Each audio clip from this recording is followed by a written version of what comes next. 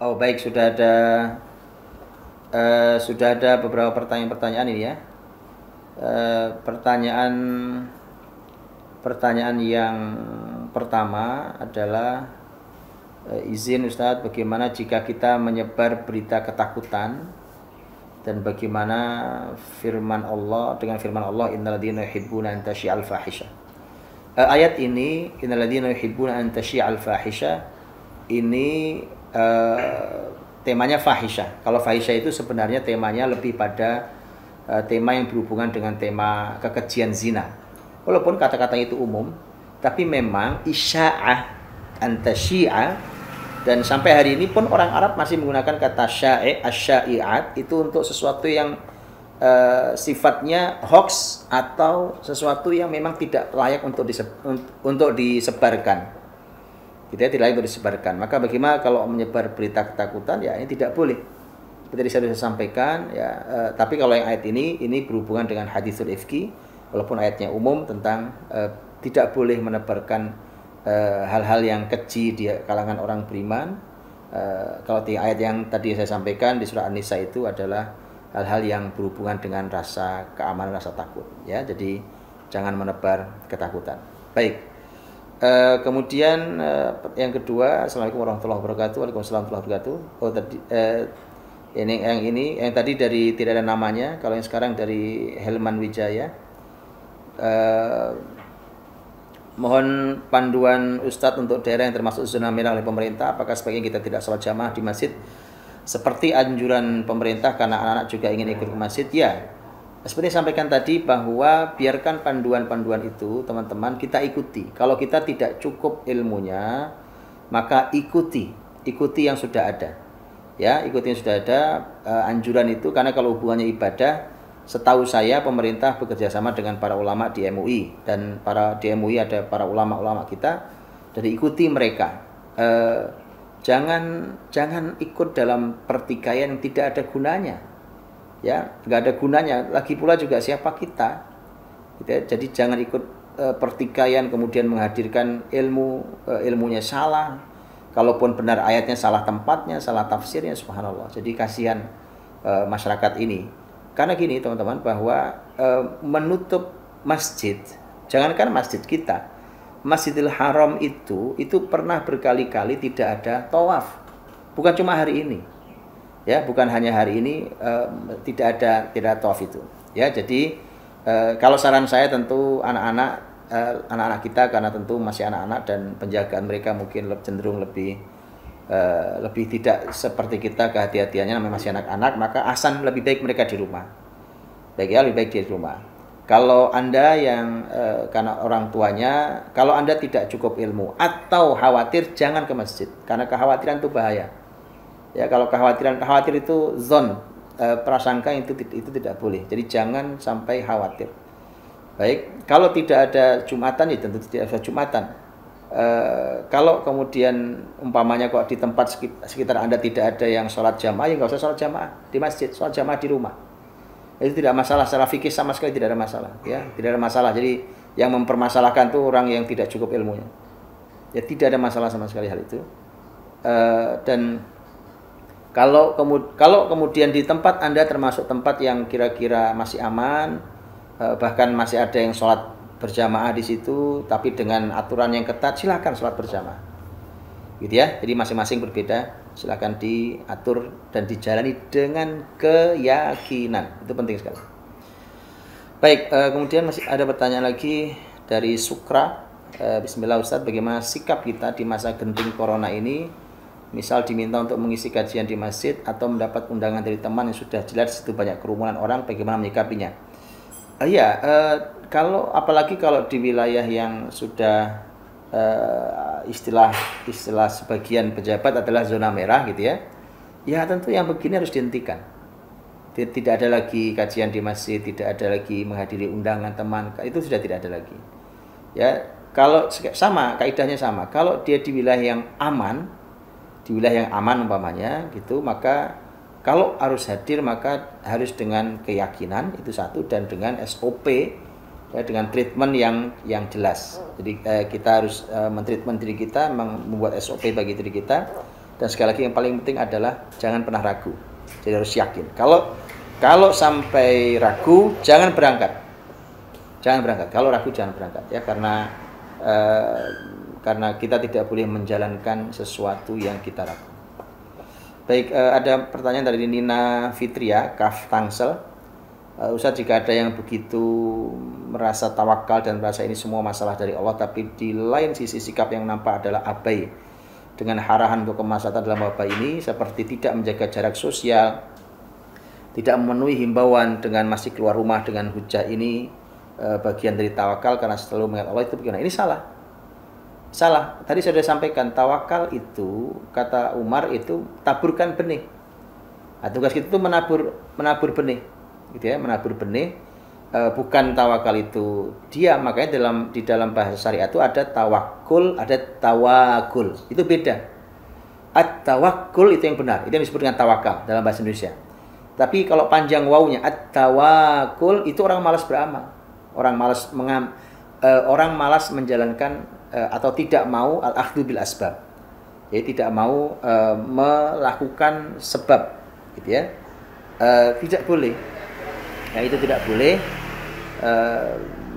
Maka orang harus menjalani, karena teman-teman, hidup dunia ini pun kita diajari oleh Allah untuk al-akhdhu bil asbab.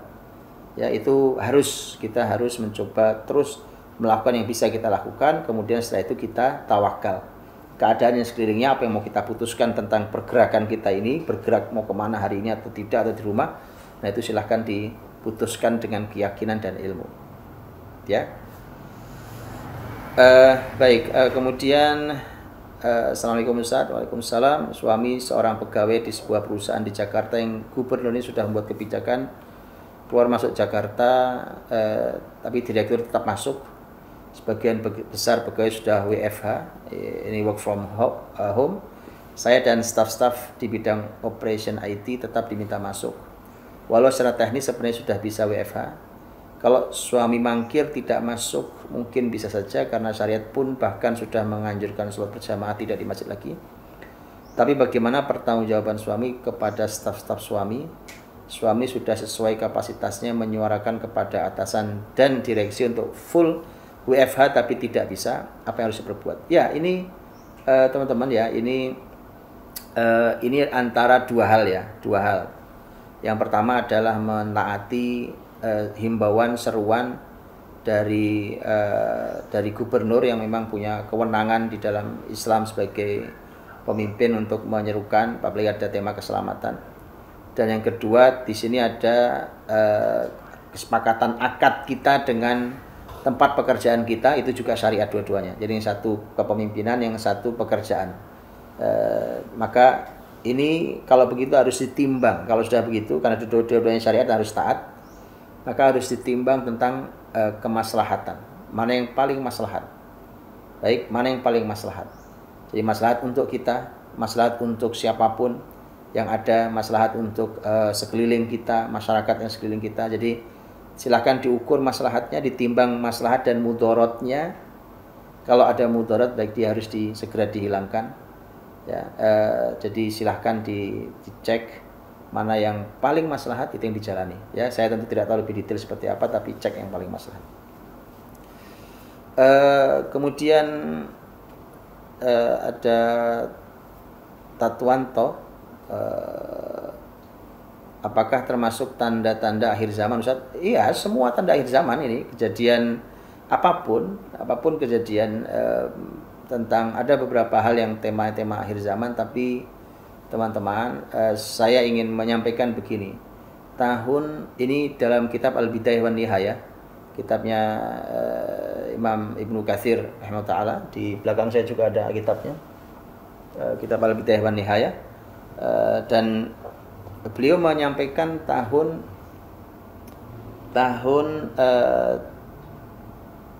apa tahunnya?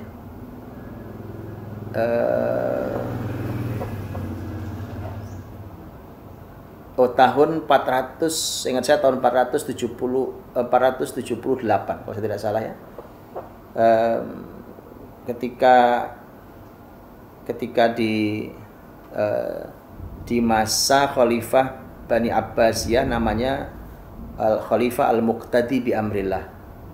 Khalifah Al-Muqtadi bi Amrillah itu terjadi, ya Allah, itu menakutkan sekali. Silakan dibaca, menakutkan. Maka saya bilang corona ini tidak ada apa-apanya dibandingkan dengan musibah yang pernah menimpa sejarah Islam itu. Lihat, saya tunjukkan apa yang terjadi. Ada saat itu ada taun. Tadi saya sudah bilang ya, taun itu jauh lebih sulit, lebih besar daripada corona atau sejenisnya. Ada taun. Kemudian ada saat itu bahkan kematian, wabah itu kematian bukan hanya menimpa manusia, tapi menimpa binatang ternak dan menimpa binatang-binatang binatang buas. Efeknya adalah sulit daging, sulit susu, jadi kelaparan. Kemudian terjadi petir itu sampai datang begitu bersambung menyambung, itu petir-petir itu datang. Kemudian yang terjadi adalah masyarakat menduga sudah kiamat. Itu zaman itu, gitu ya. Jadi sebenarnya rasa orang mau kiamat itu bukan cuma hari ini saja, ya kan? Itu dari tahun kapan tuh, ya kan? Dari sejak abad berapa itu sampai sekarang kan belum kiamat memang. Ya begitulah. Bahwa apakah itu bagian dari tanda akhir zaman? Iya, sejak zaman Nabi itu ada banyak tanda yang sudah terjadi sejak zaman Nabi dan terus terjadi satu persatu. Gitu ya. Jadi perasaan bahwa ini kayak udah kiamat dekat, itu bukan cuma Anda. Sudah sekian ratus tahun lalu pun muslimin ada yang pernah merasakan ini tanda akhir zaman. Bahwa ini mau kiamat, gitu ya. Dan ternyata bukan. Biarlah kiamat urusan Allah SWT, bahwa itu tanda akhir zaman, ya banyak tanda akhir zaman. Baik, kemudian tadi sudah ya menyikapi fatwa yang tentang ibadah di rumah, ya, Pak Abdi sudah menyikapi fatwa dengan ibadah di rumah dan tidak ke masjid sudah. Kemudian minta doa, nanti kita tutup nanti dengan zikir dan doa bersama. Kemudian mohon disampaikan judul buku tadi, judulnya Badlul Ma'un fi Fadlit Ta'un. Itu bisa di-download di internet, ada insyaallah Ustaz Gilik. Ada Badlul Ma'un fi Fadlit Ta'un. Insyaallah nanti mudah-mudahan Ustaz Iwan bisa menyampaikan ringkasannya di sini. Kemudian tentang menanyakan perihal kewajiban sholat berjamaah di masjid juga sudah, gitu ya. Apakah bagaimana pendapat Ustadz mengenai tawakal yang tidak diiringi dengan menjaga diri dari wabah corona? Itu sudah salah, jadi saya sampaikan sudah salah itu ya. Sudah harus tadi. Kemudian siapa nih, Pak Bernard Wiraharja, terlihat dalam beberapa kesempatan bahwa pemimpin negeri ini juga gamang menentukan langkah dan kebijakan, bagaimana menyikapinya bukan urusan kita itu. Jangan mengurusnya, bukan urusan kita, kecuali kalau Anda menteri, Pak Wiraharja. Kalau atau Anda presiden, atau Anda gubernur, atau Anda bupati. Kalau saya, bukan bidang saya. Bidang saya adalah apa yang saya lakukan hari ini. Saya sudah sampaikan tadi, hentikan harus di awal saya sampaikan ya, bahwa hentikan melakukan broadcast apapun yang membuat tambah khawatir. Tadi saya sudah sampaikan, bahkan kalau medsos ini menakutkan, hentikan membaca medsos. Oke? Hentikan dari sekarang.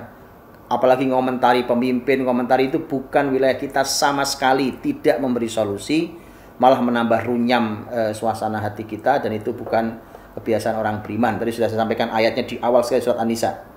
Ya, serahkan pada orang-orang yang ahli istinbat untuk menyimpulkan ini semua, dan kita ikut mendoakan semoga Allah memberikan kekuatan, memberikan ilmu, dan memberikan ketabahan kepada para pejuang itu. Kemudian himbauan untuk sholat jamaah sudah tadi di masjid atau tidak tadi. Apakah membatasi anak kita berkegiatan atau bermain di luar rumah menjadi ikhtiar kita untuk mengurangi? Ya, itu anjurannya. Itu anjurannya. Jadi itu kesempatan Bapak Ibu, kita belajar menciptakan gimana ya rasanya rumah itu menjadi tempat yang nyaman, gitu ya, yang nyaman. Kenyamanan itu babnya bukan masalah rumahnya bagus, bukan cuma itu, tapi bagaimana suasana yang nyaman. Ya, dan nanti insya Allah kapan kita akan bahas, karena ada hadis Nabi yang ternyata solusi betul itu. Karena Nabi mengatakan wal yasa'uka baituk, dan hendaknya rumahmu cukup lapang untuk menampung dirimu. Itu disuruh di rumah. Itu di rumah itu memang insya Allah ya. Itu di rumah yang nyaman. Begitu juga anak-anak kita karena ini suasananya seperti ini. Nanti waktunya main kita lalu selesai corona kita main lagi insya Allah. Bagaimana untuk tetap dapat nikmati ibadah salat bersama di rumah namun bagai berasa di rumah Allah SWT karena rindu beribadah? Pasti orang beriman pasti rindu masjid, pasti rindu masjid, pasti rindu adzan ya. Dan saya pernah nangis Pak, ketika di sebuah kota di Indonesia ini, karena kota itu kota yang bukan kota muslim, jadi kebanyakan non muslim. Sudah berhari-hari saya tidak dengar adzan, subhanallah. Ketika saya sampai di sebuah tempat itu, kemudian saya mendengar adzan di masjid, dari sebuah masjid itu yang memang saya tuju masjidnya itu. Nangis saya Pak, karena memang ya orang beriman Pak. Orang beriman itu rindu dengan masjid. Dan itu rajulun qalbuhu mu'allaqun bil masajid. Jadi orang-orang yang hatinya itu adanya di masjid. Hatinya itu digantung di masjid. Insya Allah. Tidak ada masalah, tidak ada masalah. Ini Allah memberikan kesempatan kita untuk beribadah di rumah kita, untuk sholat di rumah kita. Bahkan memang juga sebenarnya Nabi mengajarkan mestinya ada sebagian sholat di rumah kita, walaupun itu sholat sunnah untuk laki-laki sebenarnya. Tapi kali ini lengkap dengan sholat wajibnya. Silahkan lakukan itu, dinikmati. Bahwa bapaknya menjadi imam, masya Allah kesempatan jadi imam untuk mengimami istri anak-anaknya. Ayo lakukan dengan baik. Dan insya Allah walau tidak sama dengan kita di masjid, tapi Allah Maha Adil bahwa Allah akan memberikan kekhusyuan dalam hati kita di salat kita akan merasakan seperti indahnya kita di masjid. Assalamualaikum Ustaz. Waalaikumsalam dari Pak Fandi Yoga. Apakah ada hubungan kalimat idza'ah yang artinya siaran dengan kalimat idza'ah yang artinya gangguan? Oh, lain. Ini lain. Dua kalimat yang berbeda ya. Kalau situ adza, gangguan itu adza, atau idza ini lain. Idza itu dengan hamzah, ini idza'ah dengan ain. Adza'u bih dengan ain. Apakah ada lagi maksud al-fahisha selain tentang zina? Ada. Secara umum al-fahisha itu artinya semua perbuatan keji, tapi di dalam Al-Qur'an ternyata al-fahisha itu dipakai untuk beberapa ayatnya itu tentang yang hubungannya dengan seksual. Gitu ya, seksual. Umpamanya ayat yang mengatakan wala tankihu ma nakaha aba'ukum illa ma qad salaf innahu kana fahisha. Jangan kalian nikahi yang dinikahi oleh bapak kalian, itu bukan hubungan seksual. Karena itu fahisha. Wala taqrabuz zina innahu kana fahisha. Jangan kau dekati zina karena itu juga fahisha, dan seterusnya. Baik Bapak Ibu, saya kira itu dulu ya. Insya Allah nanti kita jumpa di hari esok. Walau tidak lama kita akan bersama, insya Allah bersama-sama. Dan mari kita tutup dengan doa. Kita zikirkan dulu tasbihnya Dhinnun beberapa kali, kemudian kita berdoa pada Allah Subhanahu wa taala. Semoga Allah memberikan kepada kita kemuliaan, pahala yang agung atas musibah ini dan diberikan ganti yang lebih baik daripada ini. Dan semoga Allah Subhanahu wa taala memberikan solusi untuk kita semuanya. Mari kita baca dulu tasbih Dhinnun. La ilaha illa anta subhanaka inni kuntu minadh dhalimin. La ilaha illa anta subhanaka inni kuntu minadh dhalimin. La ilaha illa anta subhanaka inni kuntu minadh dhalimin. La ilaha illa anta subhanaka inni kuntu minadh dhalimin. La ilaha illa anta subhanaka inni kuntu minadh dhalimin. Allahumma salli wa sallim wa barik ala nabiyyina Muhammadin wa ala alihi wa sahbihi ajmain. Walhamdulillahi rabbil alamin. Hamdan yuwafi ni'amahu wa yukafi'u mazidah. Ya Rabbana lakal hamdu wa lakal syukr kama yanbaghi li jalali wajhika wa 'azimi sultanik. Allahumma inna nas'aluka wa nashhadu annaka antallahu la ilaha illa antal ahadus samad. Lam yalid wa lam yulad wa lam yakul lahu kufuwan ahad. Wa lam yakul lahu kufuwan ahad. Allahumma adfa' 'anna al-waba wal bala waz zalazil wal mihan wal fitan ma dhahara minha wa ma batan. Allahumma inna hadzal marad jundun min junudik tusibu bihi man tasha wa tasrifu 'amman tasha. Allahumma fasrifhu 'anna. Allahumma fasrifhu 'an buyutina. Allahumma fasrifhu 'an auladina wa abnaina وأزواجنا وأهالينا اللهم فاصرفه عن مدارسنا وبيوتنا اللهم فاصرفه عن بلادنا وبلاد المسلمين يا أرحم الراحمين اللهم لا سهل إلا ما جعلته سهلا وأنت تجعل الحزن إذا شئت سهلا رب يسر ولا تعسر رب تمم بالخير اللهم احرسنا بعينك التي لا تنام واكنفنا بركنك الذي لا يضام واحفظنا بقدرتك علينا يا خير حافظا يا أرحم الراحمين ربنا آتنا في الدنيا حسنة وفي الآخرة حسنة وقنا عذاب النار سبحان ربك رب العزة عما يصفون والسلام على المرسلين والحمد لله رب العالمين. Jazakallahu khairan Bapak Ibu semuanya. Assalamualaikum, Allah jaga kita semuanya dan kita akhiri subhanakallahumma bihamdika asyhadu an la ilaha illa anta astaghfiruka wa atubu ilaik. Assalamualaikum warahmatullahi wabarakatuh.